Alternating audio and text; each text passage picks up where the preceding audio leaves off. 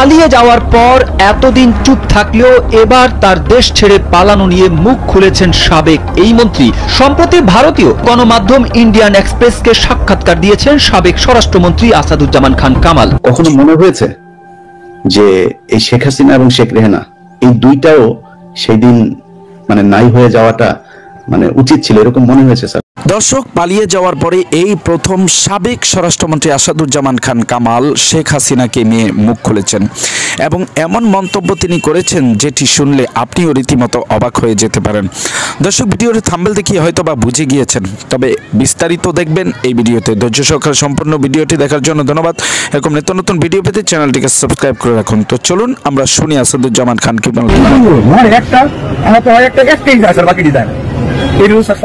ভিডিওতে যাকে উদ্দেশ্য করে পুলিশ সদস্য কথাগুলো বলছিলেন তিনি আওয়ামী সরকারের সাবেক স্বরাষ্ট্রমন্ত্রী আসাদুজ্জামান খান কামাল। ছাত্র জনতা হত্যার নির্মম বর্ণনা সহ ভিডিও ছড়িয়ে পড়লে ক্ষোভে ফেটে পড়ে সাধারণ মানুষ। এমন হত্যাকাণ্ডের কারণে 5 আগস্টের পর শেখ হাসিনা সহ দেশ ছেড়ে পালিয়েছেন আওয়ামী লীগের প্রথম সারির প্রায় সব নেতাই। পলাতকদের সেই তালিকায় আছেন ছাত্রদের উপর গুলির নির্দেশ দেওয়া আসাদুজ্জামান খান কামালও। পালিয়ে যাওয়ার পর এতদিন চুপ থাকলেও এবার তার দেশ ছেড়ে পালানো নিয়ে মুখ খুলেছেন সাবেক এই মন্ত্রী। সম্প্রতি ভারতীয় গণমাধ্যম ইন্ডিয়ান এক্সপ্রেসকে সাক্ষাৎকার দিয়েছেন সাবেক স্বরাষ্ট্রমন্ত্রী আসাদুজ্জামান খান কামাল।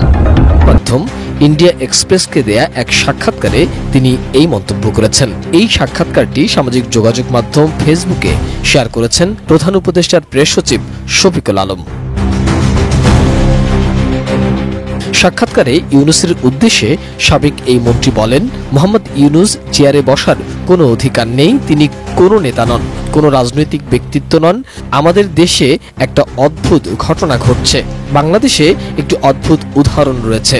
ইউনূসের উচিত পদত্যাগ করা এবং আওয়ামী লীগ সহ সকল রাজনৈতিক দলকে নির্বাচনে লড়াই করার সুযোগ দিয়ে গণতন্ত্র পুনরুদ্ধার করতে দেয়া, এটাই একমাত্র উপায়। পতনের বিষয়ে সাবেক এই স্বরাষ্ট্রমন্ত্রী বলেন, আমি 10 বছর 6 মাস বাংলাদেশের স্বরাষ্ট্রমন্ত্রী ছিলাম।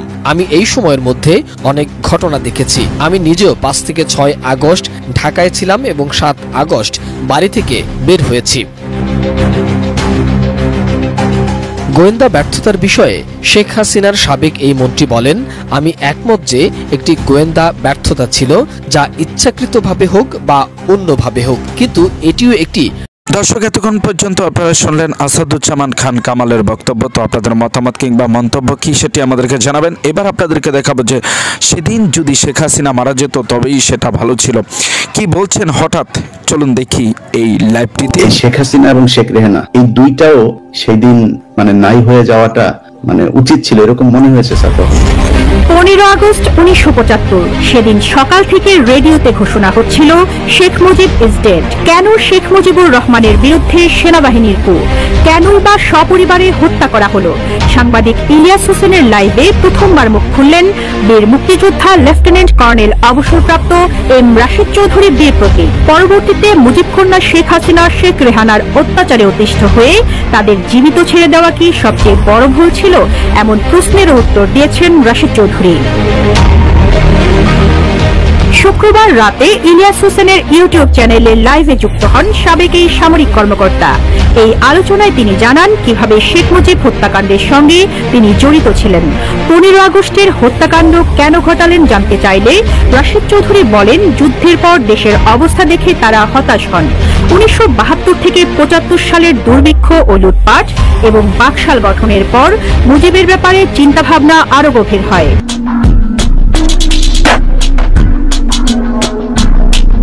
রাশিদ চৌধুরী জানান, 15 আগস্টের অপারেশনের নেতৃত্বে ছিলেন ফারুক, আর রশিদের দায়িত্ব ছিল রাজনৈতিক ব্যক্তিদের একত্রিত করা। শেখ মুজিবের বাসা, সেরনিয়াবাদের বাসা, রেডিও স্টেশন ও শেখ মনির বাসাকে টার্গেট করা হয়। মেজর ডালিম রেডিও স্টেশন ও সেরনিয়াবাদের বাসার দায়িত্বে ছিলেন, আর রাশিদ চৌধুরী ছিলেন রেডিও স্টেশনের ডালিমের অধীনে। তিনি বলেন, ভোরের দিকে রেডিও স্টেশন টেকেন ওভার করে ভাষণ দেওয়ার জন্য প্রস্তুত করেন এবং পরে ডালিম এসে তাকে জড়িয়ে ধরে বলেছিলেন, উই হ্যাভ ডান ইট।